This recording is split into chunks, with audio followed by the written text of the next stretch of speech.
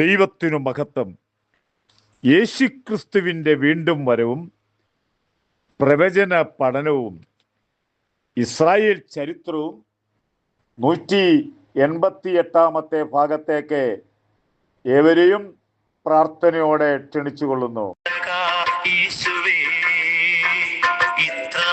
സ്നേഹം നീ തന്നതാൽ ഇത്ര നല്ല രക്ഷക യേശുവേ, ഇത്രമാം സ്നേഹം നീ തന്നതാൽ എന്തു ഞാൻ നൽകിടും തുല്യമായി, ഏഴകെ നിൻ മുൻപിൽ യാഗമായി എന്തു ഞാൻ നൽകിടും തുല്യമായി. ദാവീദ് രാജാവേ 40 കൊല്ലം ഇസ്രായേൽ ഭരിച്ചു. 1 രാജാക്കന്മാരുടെ പുസ്തകം 2-ാം അധ്യായം 10-ാമത്തെ വാക്യം. ദാവീദിന്റെ മരണശേഷം ശലോമോനെ രാജാവാക്കുവാൻ ദാവീദ് തീരുമാനിച്ചു. ഇതിന്റെ നടുവിൽ ഒരുപാട് പ്രശ്നങ്ങൾ നടന്നെങ്കിലും ദാവീദിന്റെ മനസ്സിൽ ശലോമോനായിരിക്കണം അടുത്ത രാജാവായിരിക്കേണ്ടതിന്. അങ്ങനെ ശലോമോനെ വിളിച്ചിട്ട് ദാവീദ് പറയുന്നൊരു കാര്യമുണ്ട്: ഞാൻ സകല ഭൂവാസികളുടെയും വഴിയായി പോകുന്നു. അതിനകത്ത് നമ്മളൊന്ന് ചിന്തിക്കണം. എത്ര വലിയ മനുഷ്യനായിരുന്നാലും അവസാനത്തെ കാര്യമാണ് പറഞ്ഞിരിക്കുന്നത്, സകല ഭൂവാസികളുടെയും വഴിയായി പോകുന്നു. അടുത്തോ പറയുന്നത്, നീ കൃതാർത്ഥനാകേണ്ടതിന് പൂർണ്ണ ഹൃദയത്തോടും പൂർണ്ണ മനസ്സോടും കൂടെ നടക്കണം. നമ്മുടെ ജീവിതത്തിലെ ദൈവത്തിൽ നിന്ന് നന്മ ഉണ്ടാകണമെങ്കിൽ പൂർണ്ണമായ ഹൃദയത്തോടും നല്ല മനസ്സോടും കൂടെ നടക്കണം. താൻ രാജ്യഭാരമേറ്റ ഉടനെ താൻ ചെയ്തത് ഗിബിയോനിൽ ഒരു വലിയ യാഗം നടത്തി. 1 രാജാക്കന്മാരുടെ പുസ്തകം 1-ാം അധ്യായം 4-ാമത്തെ വാക്യം. 1000 ഹോമയാഗം നടത്തി. ഹോമയാഗം രക്തച്ചൊരിച്ചിലുള്ള യാഗമാണ്. അവിടെ 1000 മൃഗങ്ങളെ യാഗം നടത്തി. ചെറിയ കാര്യമല്ല, ഇതൊരു വലിയ കാര്യം തന്നെയാണ്. എല്ലാവരെ കൊണ്ടും ചെയ്യാൻ പറ്റാത്ത ഒരു വലിയ ഹോമയാഗം നടത്തി തൻ്റെ ഭരണം മുന്നോട്ട് കൊണ്ടുപോകുന്നതിന് വേണ്ടി. അന്ന് രാത്രി ഗിബയോനിൽ ശലോമോൻ നല്ല ഉറക്കമാണ്. ശലോമോനോട് ദൈവം ചോദിക്കുന്നു, നിനക്ക് എന്തു വേണം? ഒറ്റ ചോദ്യം, വേണ്ടുന്ന വരം ചോദിച്ചു കൊള്ളുക. ഇനിയും ഒന്നുകൂടെ ചിന്തിക്കണം. നാം ദൈവത്തിനു വേണ്ടി യാഗമായി സമർപ്പിക്കുമ്പോൾ ദൈവം നമ്മുടെ അടുത്ത് വന്ന് അടുത്ത അനുഗ്രഹം നമുക്ക് തരും എന്നും കൂടെ ഓർത്തുകൊള്ളുക. ഒറ്റ ചോദ്യം, നിനക്ക് എന്തു വരം വേണം? ഇന്ന് നമ്മോട് അങ്ങനെ ഒന്ന് ചോദിച്ചെന്ന് വിചാരിക്കുക. ചിലപ്പം പറയും, ഒരാഴ്ച ചിന്തിക്കുവാനുള്ള അവസരം തരണം. ചിലവും പറയാമായിരിക്കും.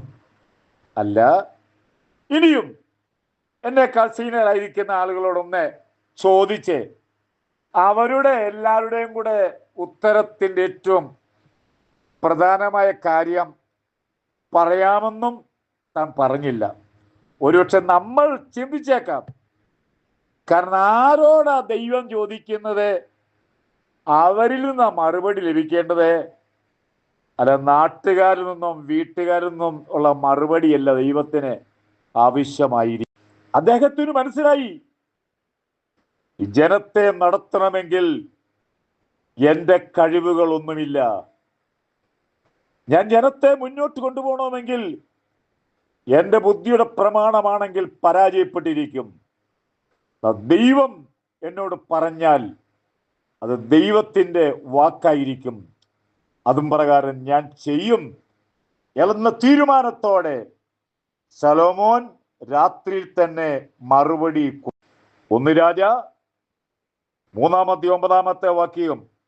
ഗുണവും ദോഷവും തിരിച്ചറിഞ്ഞ് നിന്റെ ജനത്തെ ന്യായപാലനം ചെയ്യുവാൻ വിവേകമുള്ള ഒരു ഹൃദയം തരണമേ എന്ന് ചോദിച്ചു. സിമ്പിൾ അല്ലേ? വേണമെങ്കിൽ പറയാമായിരുന്നല്ലോ, ഞാൻ ഈ ലോകം മുഴുവൻ ഭരിക്കത്തക്കവണ്ണമുള്ളൊരു വരം തരണം, അല്ലെ വേറെ എന്തെങ്കിലും വേണേ പറയാമായിരുന്നു. എന്നാൽ ശലോമോൻ പറയുന്നത്, തന്നെ ഏൽപ്പിച്ചിരിക്കുന്ന യഹൂദന്മാരെ അല്ല ഈ ജനത്തെ ഭരിക്കുന്നതിന് വേണ്ടി എനിക്ക് ഗുണമറിയണം, ദോഷവും തമ്മിൽ തിരിച്ചറിയണം. ഇന്ന് അനവധി ആളുകളുടെ പരാജയം എന്ന് പറയുന്നത് ഗുണമെന്താ ദോഷമെന്താ തിരിച്ചറിയാത്തത് കൊണ്ട്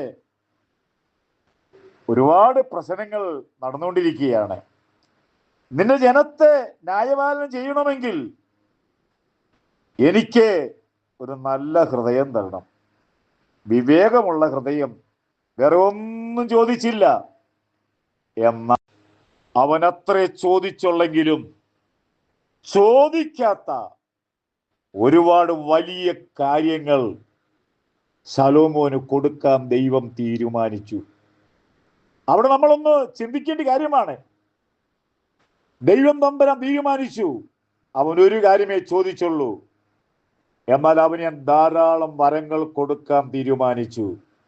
ഒറ്റ വാക്കുകൊണ്ട് ശലോമോൻ അവസാനിപ്പിച്ചു, നിനക്ക് മുമ്പേ നിന്നെ പോലെ ഒരുത്തൻ ജ്ഞാനത്തിൽ ഉണ്ടായിട്ടില്ല, ഇപ്പോഴുമില്ല, നിനക്ക് ശേഷവും നിന്നെ പോലെ ഒരു ജ്ഞാനി ഉണ്ടാകിയേല.